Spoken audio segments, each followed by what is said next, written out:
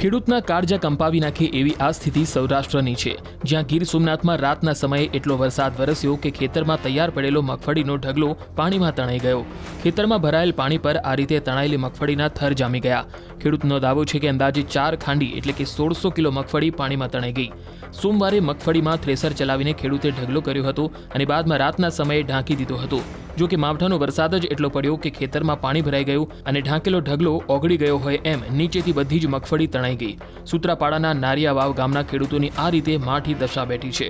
છેલ્લા 2 દિવસમાં ઉના, ગીર ગઢડા, સૂત્રાપાડા સહિતના વિસ્તારોમાં ધોધમાર વરસાદના કારણે મગફળી, સોયાબીનમાં વ્યાપક નુકસાન છે।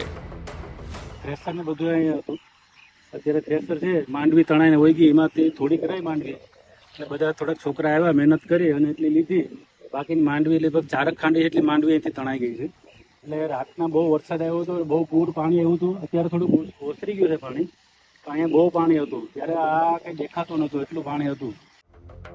ખેડૂતના કાળજા કંપાવી નાખે એવી આ સ્થિતિ સૌરાષ્ટ્રની છે, જ્યાં ગીર સોમનાથમાં રાતના સમયે એટલો વરસાદ વરસ્યો કે ખેતરમાં તૈયાર પડેલો મગફળીનો ઢગલો પાણીમાં તણાઈ ગયો। ખેતરમાં ભરાયેલ પાણી પર આ રીતે તણાયેલી મગફળીના થર જામી ગયા।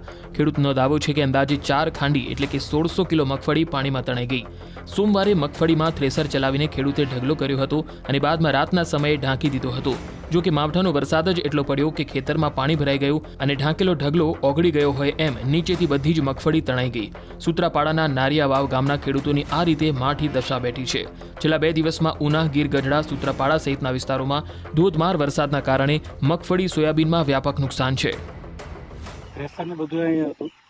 અત્યારે થ્રેસર છે, માંડવી તણાઈને વહી ગઈ, એમાંથી થોડી કરાઈ માંડવી એટલે બધા થોડાક છોકરા આવ્યા, મહેનત કરી અને એટલી લીધી। બાકીની માંડવી લગભગ 4 ખાંડી એટલી માંડવી અહીંથી તણાઈ ગઈ છે। એટલે રાતના બહુ વરસાદ આવ્યો હતો, બહુ પૂર પાણી આવ્યું હતું। અત્યારે થોડું ઓસરી ગયું છે પાણી, તો અહીંયા બહુ પાણી હતું। ત્યારે આ કંઈ દેખાતું નહોતું, એટલું પાણી હતું। ખેડૂતના કાળજા કંપાવી નાખે એવી આ સ્થિતિ સૌરાષ્ટ્રની છે, જ્યાં ગીર સોમનાથમાં રાતના સમયે એટલો વરસાદ વરસ્યો કે ખેતરમાં તૈયાર પડેલો મગફળીનો ઢગલો પાણીમાં તણાઈ ગયો। ખેતરમાં ભરાયેલ પાણી પર આ રીતે તણાયેલી મગફળીના થર જામી ગયા। ખેડૂતનો દાવો છે કે અંદાજે 4 ખાંડી એટલે કે 1600 કિલો મગફળી પાણીમાં તણાઈ ગઈ। સોમવારે મગફળીમાં થ્રેસર ચલાવીને ખેડૂતે ઢગલો કર્યો હતો અને બાદમાં રાતના સમયે ઢાંકી દીધો હતો।